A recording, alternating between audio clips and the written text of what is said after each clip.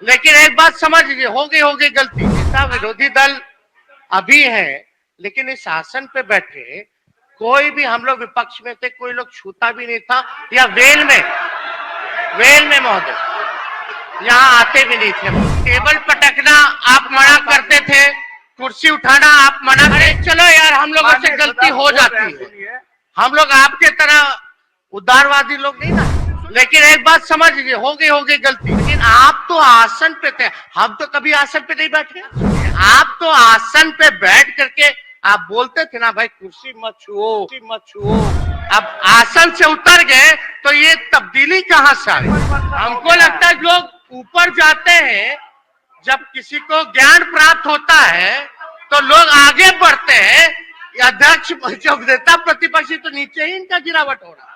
आप देख रहे हैं एक्सप्रेस न्यूज टुडे, सच्ची खबर सब पे नजर। परिवार जो उनके परिजन थे, उनके प्रति हमारी संवेदना भी हम लोगों ने प्रकट की, और दुखी परिवार से जब मिल रहे थे तो उस परिवार की मांग थी कि हमारे बेटे का स्मारक बनाया जाए और द्वार बनाया जाए। उस समय जाहिर से तौर पे हम सरकार में नहीं थे, सरकार में ये लोग थे, लेकिन जब हम वहां पहुंचे तो हमने उनको बोला कि हमारी पार्टी की तरफ से स्मारक भी बनाया जाएगा और गेट भी बनाया जाएगा। हालांकि काम तो इनको करना चाहिए था, देशभक्त लोग हैं सो कॉल्ड। हम लोग देशभक्ति हम लोग बेचने का काम नहीं ना करता, हमारे जहन में रहता है महोदय। लेकिन लेकिन जब स्मारक बनाने की बात आई, हमारे ही युवा राष्ट्रीय जनता दल के प्रदेश जिला के अध्यक्ष थे, जिला पार्षद भी थे, तो उन्होंने बोला भैया हम अपने ही फंड से बनवा देंगे। जब काम शुरू कराने गए तो उनके परिजनों का था कि नहीं, हमारा जमीन छोड़ दीजिए, जो बगल का किसी और का जमीन है वहां, जो दलित परिवार का था वहां बनाइए। तो वहां तो हम लोग बना नहीं सकते थे, लेकिन जो गेट जो था वो सरकारी था, वो हम लोग बना सकते थे। लेकिन उनका परिवार की मांग थी नहीं, यहाँ नहीं, किसी और के जमीन पे, तो ये संभव नहीं था महोदय। दूसरी बात अभी सूचना मिली, प्रतिपक्ष के नेता कह रहे हैं कि उनके पिता को अरेस्ट किया गया है। इसमें इतना जरूर कहेंगे, ये महागठबंधन की सरकार आदरणीय नीतीश कुमार जी के नेतृत्व में चल रही है, कानून अपना काम कर रहा है महोदय।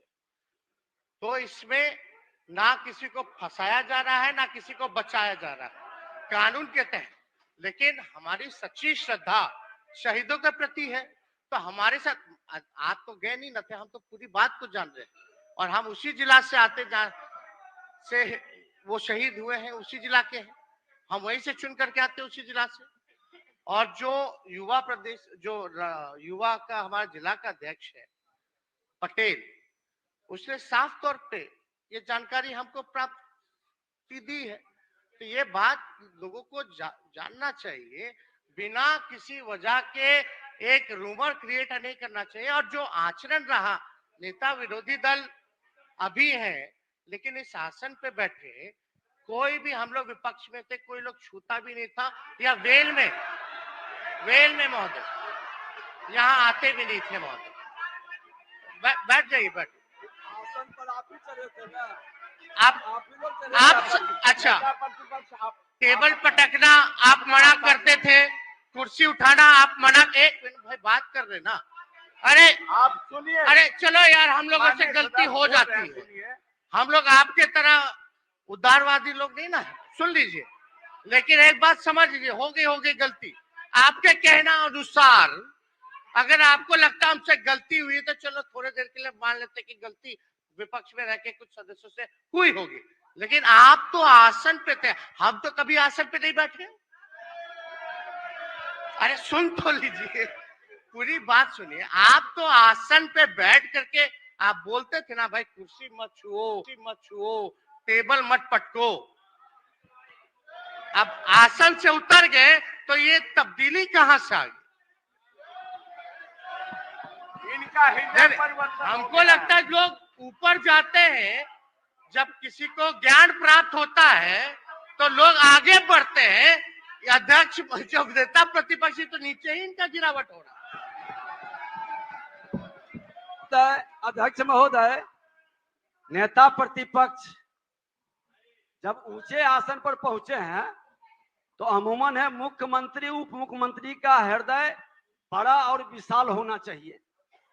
और इन्होंने बहुत अच्छी बात कहा कि जब हम आसन पर थे तो हम आग्रह करते थे, निवेदन करते थे, सत्ता पक्ष के संरक्षक मुख्यमंत्री थे तो विपक्ष के संरक्षक अध्यक्ष बनते थे, और अध्यक्ष के रूप में इनको जो हम लोग संरक्षण किए, इनके हृदय भी जानता है, पूरा सदन भी देखा। लेकिन आज हमारी बात को अगर जो प्रथम आवर में ही शुरू में सुना जाता और हमको बार बार याद कराना नहीं पड़ता कि इस आसन पर बैठे अध्यक्ष पूरे सदन के संरक्षक हैं, कोई पार्टी के वो अब न विधायक हैं न कोई पार्टी के वो कार्यकर्ता हैं। लेकिन ठीक आपने बड़ा अच्छा कहा कि आपके क्षेत्र का था, आपने गए, सेना के प्रति सम्मान रखना, और निश्चित तौर पर आप युवा हैं, आपके मन के अंदर वो नकारात्मक भाव से हट करके सकारात्मक भाव आना समाज के हित में होगा। लेकिन जो आपके माननीय मंत्री आपके बगल में बैठे हैं वो बार बार सेना को अपमान कर रहे हैं, तो मंत्री से जरा क्षमा मंगवा लीजिए और निर्देशित कीजिए कि ये समाज को तोड़ने वाला और समाज के ताना बाना में घुन लगाने वाले मंत्री अपनी योग्यता का प्रदर्शन अपने विभाग में करें।